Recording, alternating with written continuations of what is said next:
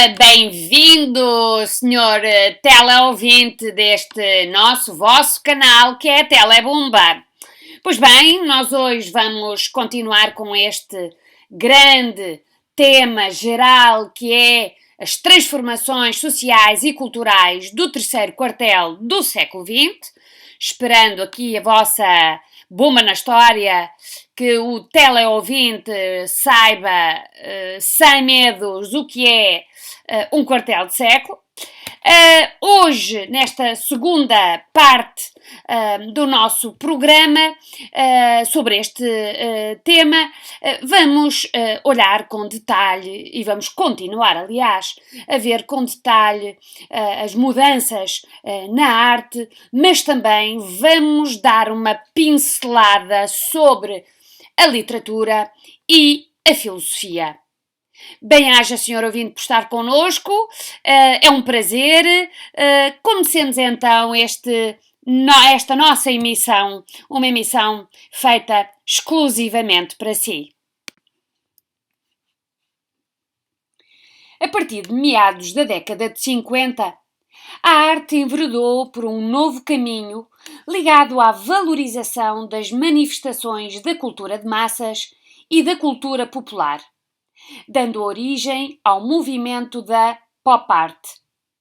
Este movimento inspirou-se na cultura da sociedade de consumo, no cinema, na banda desenhada, na ficção, na publicidade, na música pop, em suma, tudo o que fazia parte da vivência cotidiana da sociedade do pós-guerra. Esta nova corrente artística surgiu em Inglaterra e expandiu-se para os Estados Unidos. Os artistas da pop art criticaram o distanciamento e o elitismo da cultura erudita. Em contrapartida, procuraram criar uma arte de fácil entendimento, mais próxima do espectador, rompendo com a complexidade do expressionismo abstrato. A pop art afirmou-se como uma reflexão crítica, por vezes satírica e agressiva, do vazio do homem e da sociedade de consumo. Apropriou-se de objetos e de imagens do cotidiano na representação artística, assumindo-se como marcas de toda uma época. O artista Richard Hamilton definiu pop art como popular, projetada para uma audiência de massas, efêmera, porque era uma solução temporária, substituível, porque era facilmente esquecida, de baixo custo, porque era produzida em massa, jovem, porque era dirigida para a juventude, espirituosa, sexy, cheia de truques, glamourosa e um grande negócio. Na imagem que estamos a ver, Hamilton retratou o interior de uma casa moderna, onde a preocupação com o aspecto físico, a presença dos bens de consumo e as comodidades revelam como a cultura de massas se interiorizou na vivência individual.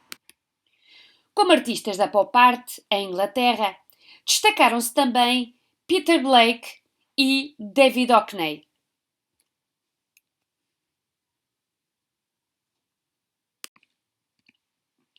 Já nos Estados Unidos, a pop art teve como expoentes máximos Roy Lichtenstein e Andy Warhol. Roy Lichtenstein inspirou-se na banda desenhada e na publicidade para criar as suas obras.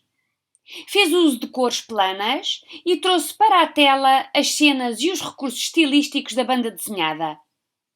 Amplia com detalhe e minúcia cada cena, elevando a banda desenhada, que faz parte da cultura de massas, à categoria de obra de arte.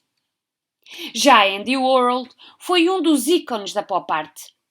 Na sua obra recorreu a produtos da sociedade de consumo, como a garrafa de Coca-Cola ou a lata Campbell, às quais conferiu um estatuto de representação artística.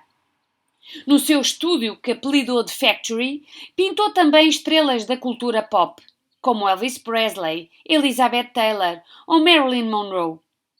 Estes ícones do mundo do espetáculo e do Star System, representados em alguns casos em sequências monocromáticas, trouxeram para as suas telas os símbolos da cultura popular americana.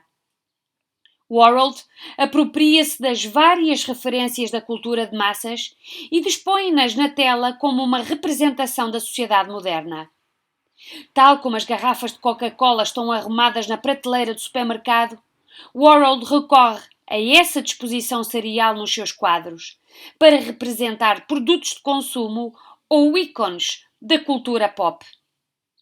A pop art traz aos espectadores, através de novas temáticas, uma reflexão sobre o papel do homem na sociedade moderna. A interrogação sobre o que é a arte e a sua função estética e cultural tornou-se tema fundamental na segunda metade do século XX. Marcel Duchamp, no contexto do dadaísmo, com os ready-made, já tinha desconstruído o papel do objeto artístico, sobrepondo a ideia ao objeto, o que foi determinante para o surgimento de uma nova expressão artística, a arte conceptual.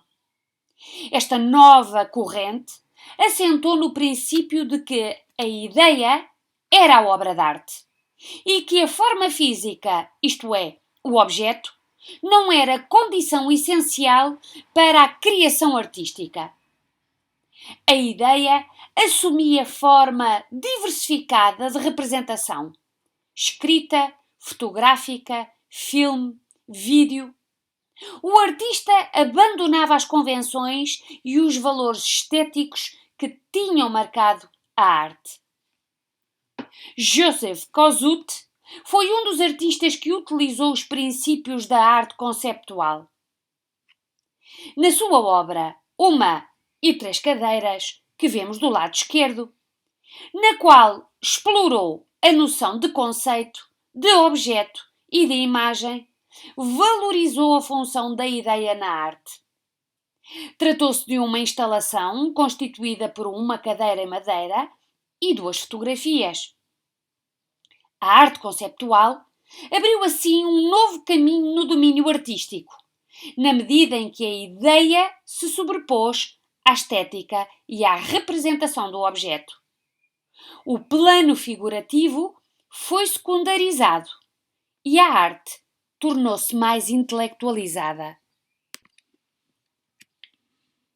Já no domínio das letras, o desastre da guerra e as atrocidades cometidas contra a humanidade reacenderam a reflexão sobre a condição humana. A consciência do indivíduo, a sua responsabilidade e liberdade, levaram Jean-Paul Sartre, um dos principais vultos da filosofia e da cultura do pós-guerra, a definir o existencialismo. O existencialismo, corrente de pensamento predominante na França do pós-guerra, marcou a obra de pensadores e intelectuais como Jean-Paul Sartre, Albert Camus e Simone de Beauvoir. Assentou na ideia de que o homem se faz a si próprio, de que dispõe de liberdade de escolha e de que pode mudar a sua existência através das suas ações. As ideias de liberdade e de responsabilidade são consideradas determinantes na construção do indivíduo. Para o existencialismo, o homem não tem obrigatoriamente que ser aquilo para que supostamente estava determinado, mas antes aquilo que pretende ser, fruto das suas escolhas e da sua vontade de mudar. A filosofia existencialista coloca toda a responsabilidade no indivíduo e nas suas escolhas. Logo, é a ação que cria o homem. Nos anos 50, assistiu-se a um acelerado desenvolvimento tecnológico e científico, coincidindo, em grande parte, com a prosperidade vivida na época. O desenvolvimento da ciência, aplicado à tecnologia, proporcionou progressos na qualidade de vida e na sociedade. Apesar do efeito destrutivo e apocalíptico das duas bombas atómicas, lançadas em Hiroshima e em Nagasaki, A física nuclear, usada para fins pacíficos, permitiu a produção da energia nuclear. Depois da criação da primeira central nuclear em Inglaterra, em 1956, começaram a construir-se muitas outras.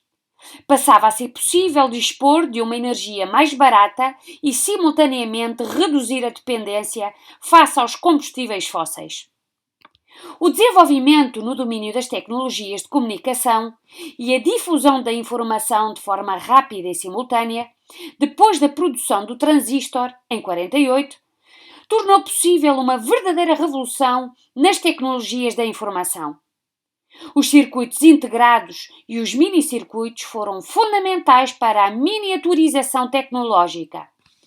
A aplicação da eletrónica à informação, com a construção do primeiro computador, permitiu a aceleração dos cálculos e o acesso mais rápido à informação.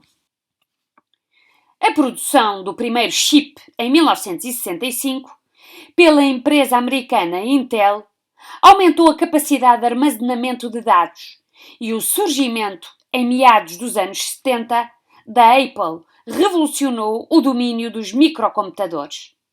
A Macintosh acabou por suplantar a IBM. No domínio das ciências da vida, surgiram novas especialidades, como a fisiologia cibernética, a microscopia eletrónica, a genética bioquímica, a biologia molecular, entre outras. Identificaram-se, a partir de 1940, os genes em cromossomas. E foi demonstrado que aqueles controlavam a estrutura química da proteína. Em 1953, James Watson, Francis Crick e Maurice Wilkins descobriram a estrutura do ADN, o qual determina o código genético. Esta descoberta científica tornava possível avançar no domínio da genética molecular, pois, para além de ser possível conhecer a natureza de um modo mais profundo, o homem tinha ao seu dispor a capacidade de manipulação genética. Os organismos tornavam-se manipuláveis e, como tal, podiam ser modificados, com vista a conferir-lhes características novas. As consequências no domínio da medicina foram enormes.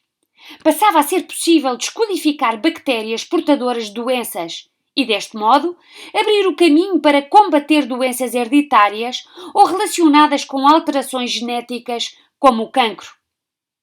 Ainda no domínio da medicina, a descoberta de determinados vírus permitiu controlar e até erradicar, mediante vacinação, doenças como a varíola, a poliomielite, o sarampo e a tuberculose. Com o uso do DDT, a malária foi praticamente erradicada. As doenças de coração receberam um novo contributo para minimizar os seus efeitos, com a aplicação da técnica de transplante utilizada pela primeira vez na África do Sul em 1967. Os problemas de infertilidade beneficiaram com os avanços científicos e com a descoberta da fecundação in vitro, que tornou possível o nascimento em 1978 do primeiro bebê proveta. Caro telebombástico ouvinte, esperamos que tenha sido do agrado esta emissão. Avisar que o nosso próximo encontro vai dar continuidade a este tema, é um tema longo, dirá o teleouvinte, é verdade, mas na próxima emissão vamos centrar a nossa atenção no cinema, na TV e na música. Muita música. Até lá esperamos que o teleouvinte se encontre bem, resguardado, que organize bem o seu tempo, moral em alta e olhe, vá-nos seguindo. YouTube, canal Bumba na História, Telebumba no ar. Até sempre. Bem-aja, Sr. Ouvinte.